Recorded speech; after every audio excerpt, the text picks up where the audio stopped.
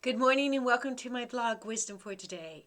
Now, this is the third Tuesday of the month, and on the third Tuesday, we talk about an historical character in church history that still affects the way that we conduct ourselves in church today. And we're going to talk today about Dwight L. Moody, who's known as the father of Sunday school. And that's important that we use this month to talk about him because last month we talked about Catherine Gibson Ferguson, who was the first person to register a Sunday school. She was about 100 years before Moody. But Sunday school didn't catch on everywhere. It only catch on in a few places where a couple of women would teach children to read and write after Catherine Ferguson's model so that they could read their Bibles. Dwight L. Moody was born to a family of 9, and his father died when he was at the tender age of 4. And his mother, who could not support her family, had no choice but to farm her children out. That meant she sent her children out to different farms where they would be fed and kept in place of work. When she found out that her youngest child, Dwight, at the age of 8, was only being fed porridge 3 times a day for hard field labor, she took him home again. And she homeschooled him the best that she could until he was 14, and then he moved in with his uncle, who had a boot blacking factory in Chicago. And he learned the trade of boot making. And this was a lucrative trade because we were just going into the Civil War. It was during that time that Moody started to attend a Sunday school. And at Sunday school, he heard the gospel of Jesus Christ for the first time. And he accepted Christ. I want to read to you a statement from his Sunday school teacher that I think it's wonderful about how he spotted Moody. He said, "I can truly say, and in saying this, I magnify the infinite grace of God as it was bestowed on Dwight, that I have seen few persons whose mind was spiritually darker than his own when he came into my Sunday school class. I think that the membership of Mount Vernon Church seldom saw such an applicant for membership more unlikely to become a Christian, of clear and decided views about God and his truth, still less to fulfill any of the extended sphere of successful usefulness he found in his life."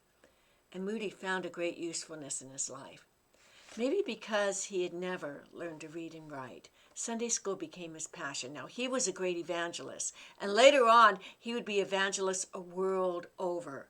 He would go to Ireland and Great Britain and preach the gospel, and his own church would grow. But he started with a Sunday school, and he started during the Civil War. He worked through the YMCA, would preach sermons to the men during the day, and in the evening would have children come over to his Sunday school. And this is a Union soldier who saw Moody trying to read a story from an ex-slave's child about the prodigal son. The first meeting I ever saw him was at a little old shanty that had been abandoned by a saloon keeper. Mr. Moody had got the place to hold meetings at night. I was there a little late.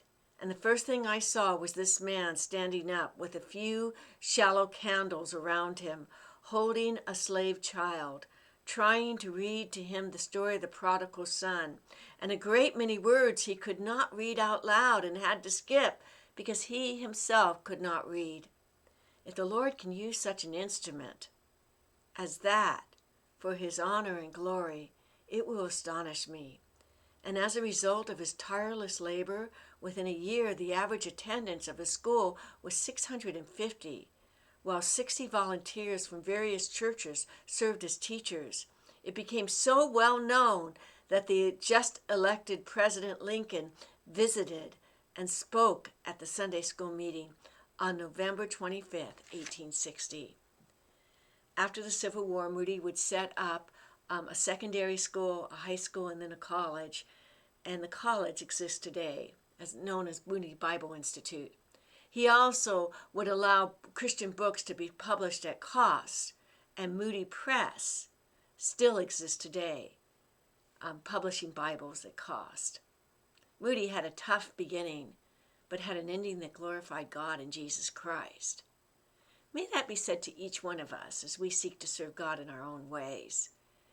That, like Moody, we can reach for the stars that God has put in front of us. There was a famous statement that Moody used to always say, and I loved it. He said that with God, all things are possible. With love, all things are easy. Moody was a man of love and a man of faith, and he changed the world for Jesus' sake. I look forward to seeing you on church this Sunday. God's blessings and have a great day.